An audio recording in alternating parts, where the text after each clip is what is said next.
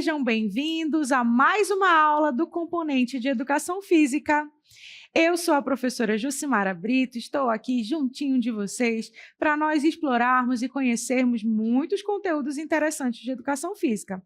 Vamos ver qual será a nossa aula de hoje? Muito bem, hoje é a nossa aula 7, aula de revisão e avaliação. E aí, estão preparados para relembrar tudo que nós estudamos nesta unidade? Vem comigo!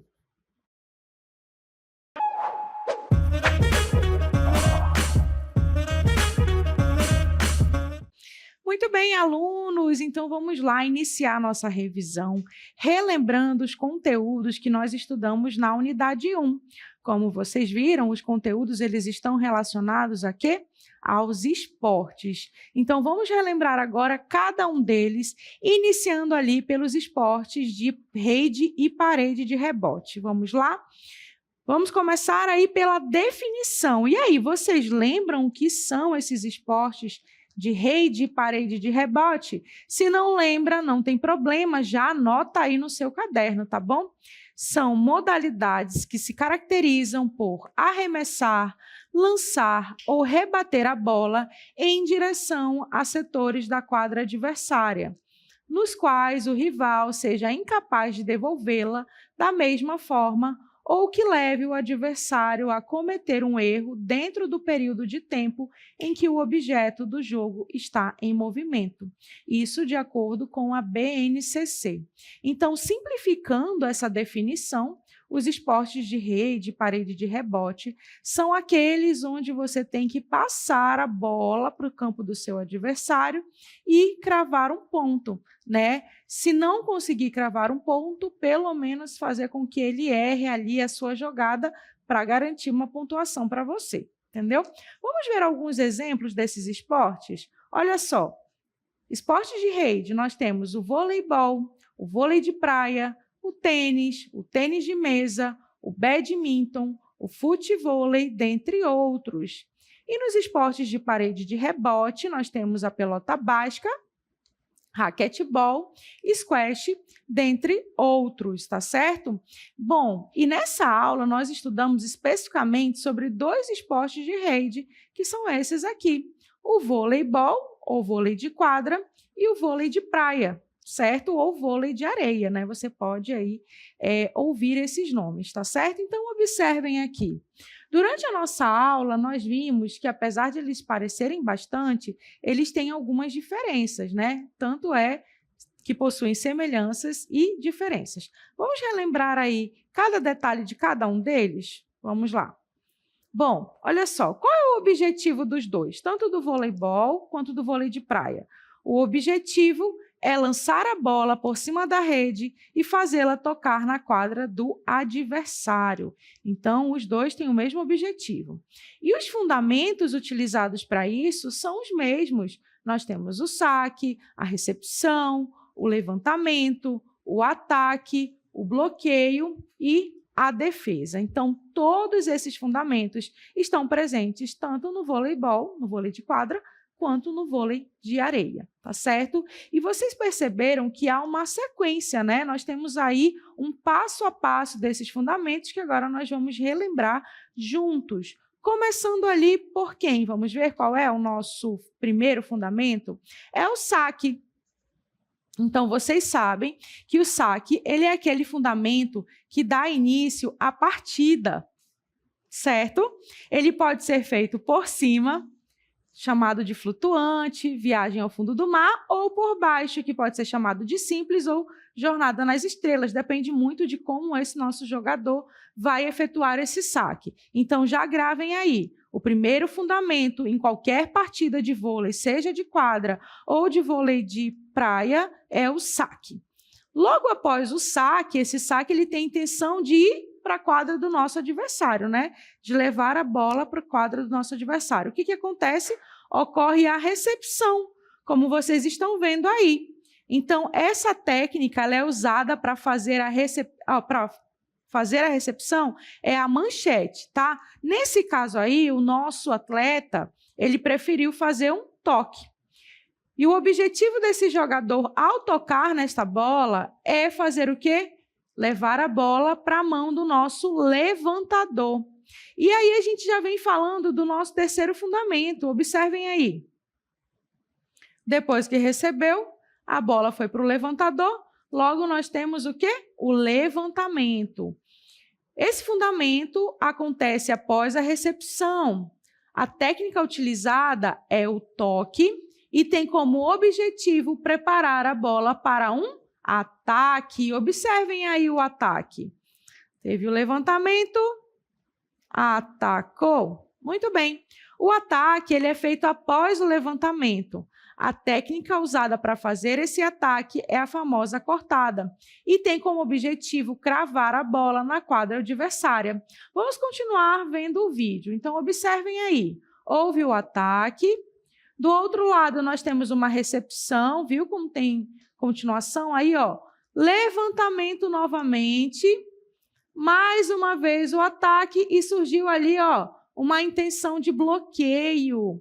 Bloqueio é um outro fundamento que tem aí durante esta partida, assim também como a defesa, tá bom? Então, a defesa, ela acontece após o quê? Após um ataque.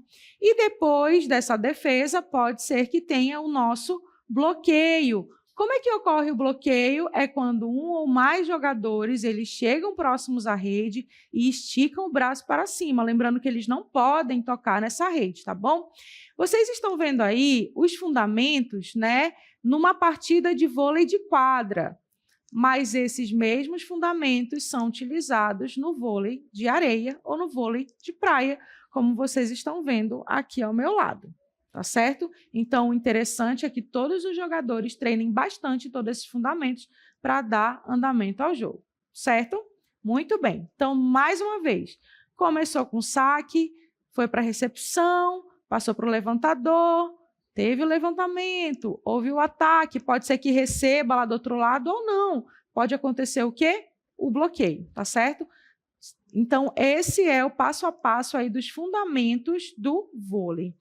E aí, para vocês visualizarem melhor, uma outra questão que é a das diferenças entre esses dois esportes, eu trouxe um quadro comparativo para vocês. Vamos dar uma olhadinha? Muito bem, observem aqui o nosso quadro. Então, de um lado, nós temos aqui informações a respeito do voleibol e do outro lado, sobre o vôlei de praia. E aí a gente começa, desculpem, a perceber essa diferença em relação à quadra, não é mesmo? Se no voleibol nós temos uma quadra de cimento que tem a dimensão de 18 metros por 9, lá no vôlei de praia nós vamos ter uma quadra de quê? De areia com uma dimensão diferente. Ela vai ter 16 metros por 8, certo? Outra diferença está relacionada ao número de jogadores dentro da partida. No voleibol, nós temos aí a presença de 6 jogadores, sendo 6 em quadra e 6 reservas, não é mesmo? E lá no vôlei de praia, nós temos 2 jogadores na quadra de areia, aí fazendo todos os fundamentos, mas, em compensação, nós não temos aí nenhum reserva no vôlei de praia, tá bom? Prosseguindo, outra diferença que nós temos é em relação aos sets, né? As pontuações aqui, ó. No voleibol, no vôlei de quadra, nós temos 4 sets, onde os nossos times têm que atingir aí 25 pontos. Vamos supor que teve um empate aí entre os dois times, 2 sets a 2 sets, né? O que acontece? Nós vamos ter o 5º set, que é chamado de tie break. E aí a pontuação é 15 pontos. Lembrando que tem que ter uma diferença de 2 pontos, tá certo? Entre os times. Já no vôlei de praia, nós temos uma outra quantidade de sets. Lá, a gente inicia com 2 sets de 21 pontos e, caso ocorra um empate, nós vamos ter mais um set, que é o nosso terceiro set, e o intuito também é fazer 15 pontos, lembrando que tem que haver esses 2 pontos de diferença entre os times, certo? Muito bem, então esse é o nosso vôlei de praia e o nosso voleibol, mais conhecido como vôlei de quadra, certo? Espero que vocês tenham gostado de relembrar alguns detalhes desses dois esportes. Mas vamos continuar a nossa revisão. Agora nós vamos falar sobre os esportes de invasão. E aí, quais são esses esportes que estão aqui ao meu lado? Vocês lembram?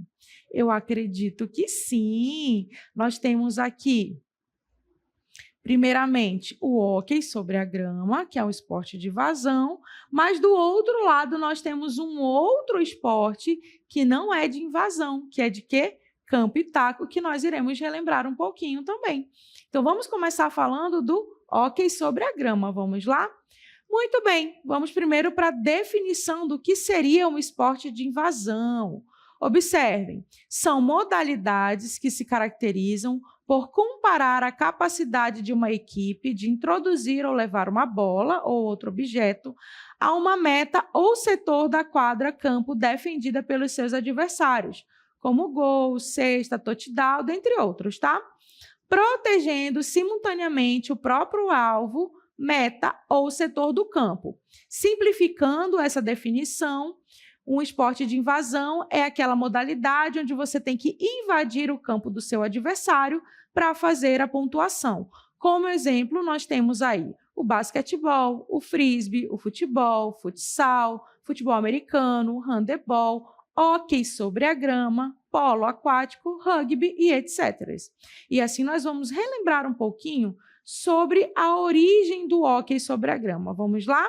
Observem, acredita-se que esse esporte surgiu há muito tempo. A versão mais próxima do esporte como conhecemos hoje surgiu no Egito por volta de 2000 a.C. O esporte também fez sucesso na Grécia. E aí nós temos algumas características principais, observem aí. É um esporte coletivo, disputado por duas equipes compostas por 11 jogadores em campo, sendo que são 10 na linha e 1 no gol, mais 5 reservas. E o objetivo qual é? É marcar o maior número de gols possíveis na baliza adversária. E para isso nós temos equipamentos como os tacos e bola. Muito bem, agora nós vamos relembrar um pouquinho dos fundamentos utilizados para chegar no objetivo que é fazer o maior número de gols de pontos, né? Então, o primeiro que eu venho trazendo para vocês aqui, ó, é o da empunhadura, que é a forma como a gente segura esse taco, não é mesmo? Esse stick, que pode ser chamado assim também. Então, ó, na maioria das vezes, a forma como a gente segura é realizada primeiramente com a mão esquerda em cima, nessa parte superior, como vocês estão vendo aqui no vídeo, e a direita algumas mãos abaixo, ó, e ela vai fazer ali a condução, as duas vão trabalhar juntos, tá bom? Muito bem, então, o primeiro fundamento é você saber segurar o taco. Prosseguindo, vamos ver outro fundamento que é importante? Muito bem, o nosso próximo fundamento é a da condução. Esse fundamento é importante porque é a ação que faz com que a gente movimente a bola com controle, ou seja, a gente precisa saber controlar essa bola para não jogar para o nosso adversário, e sim para a pessoa que faz parte da nossa equipe, tá bom? Esse fundamento, ele permite com que a gente chegue mais próximo ao nosso objetivo. Depois da condução, nós temos outro bem interessante, que é o nosso drible. O drible também é um fundamento muito importante. Como é que ocorre o drible? Quando a gente consegue aí fazer esse manuseio da bola, ó, de um lado para o outro, como vocês estão vendo aqui. Lembrando que o nosso taco ele tem uma parte plana e a outra um pouco mais curvadinha. No drible, a parte plana é a que tem que estar em contato com a bola, certo? Muito bem, prosseguindo, vamos ao nosso próximo, que é quem? A nossa recepção. A recepção é o quê? É o ato de receber a bola.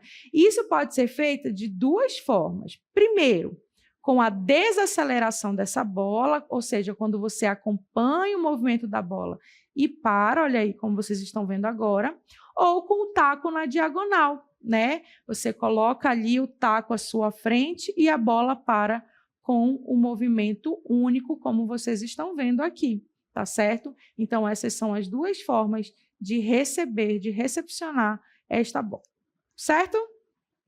Muito bem.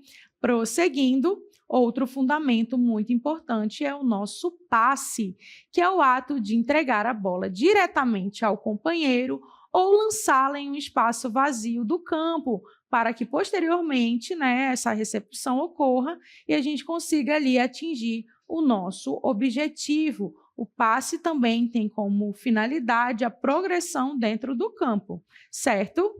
Prosseguindo, outro fundamento muito importante é o de desarmar, é o desarme, né? Bom, o desarme é uma técnica utilizada para retirar a bola do seu adversário e é muito similar à recepção.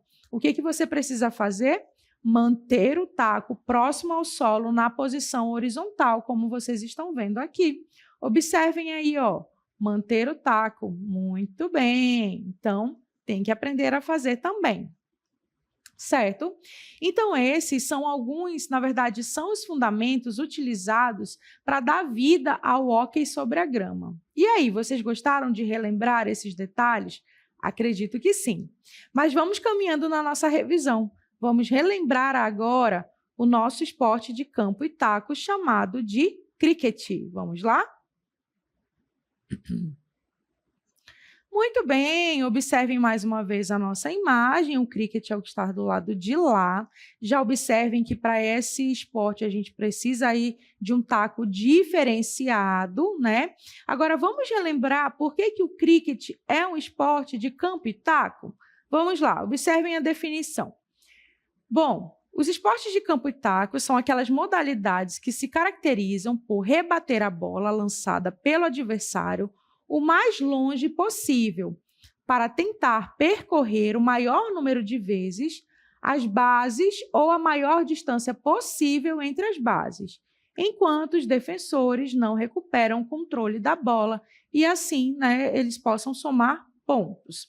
E aí, como exemplo, nós temos o beisebol, o cricket, o softball, dentre outros. E eu quero falar um pouquinho para vocês, relembrar com vocês a história do cricket, né? Então, olha só, esse esporte ele possui sua origem lá na Inglaterra, em 1566, no século XVI. Ele surgiu a partir de um esporte rudimentar da época medieval, o Stowball, e sofreu muitas modificações até chegar ao formato de hoje. O cricket não é muito conhecido aqui no nosso país, mas em outros países ele é a paixão nacional, como, por exemplo, no Reino Unido, na Índia e no Paquistão. E assim como todos os outros esportes, o cricket também possui aí as suas próprias características. Vamos relembrar algumas? Primeiro, sobre a composição dos times, né? Os times são compostos por 11 jogadores.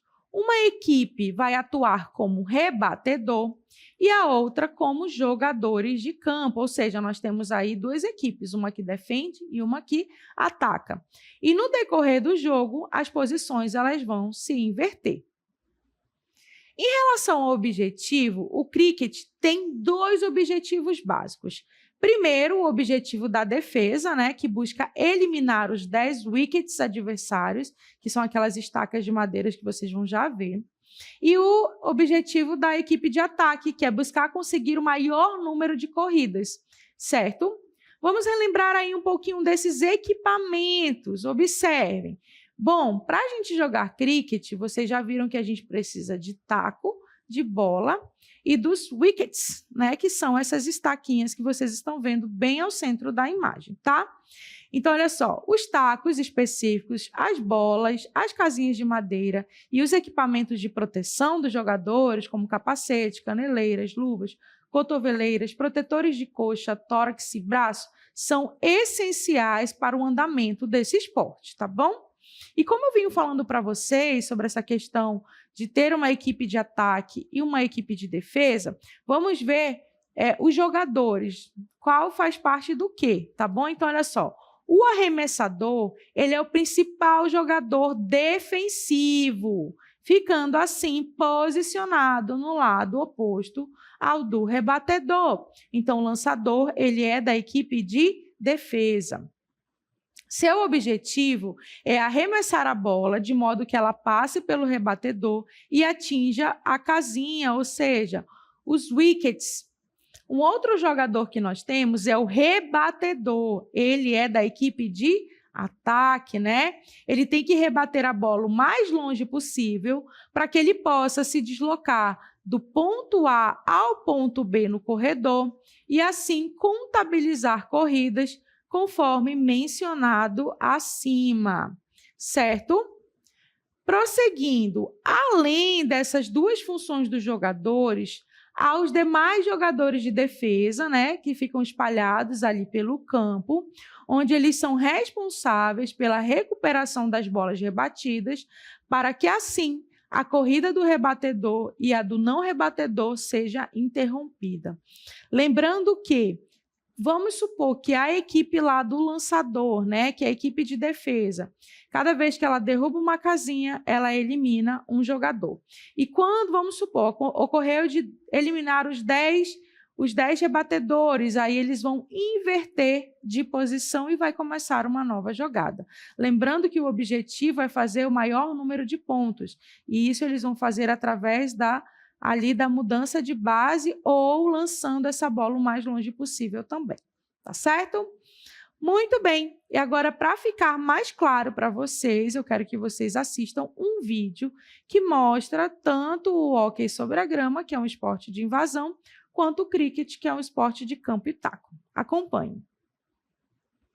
Muito bem, aqui vocês conseguem visualizar, né, dois times de hóquei sobre a grama, dois times femininos, onde eles vão utilizar todos aqueles fundamentos que eu falei para vocês.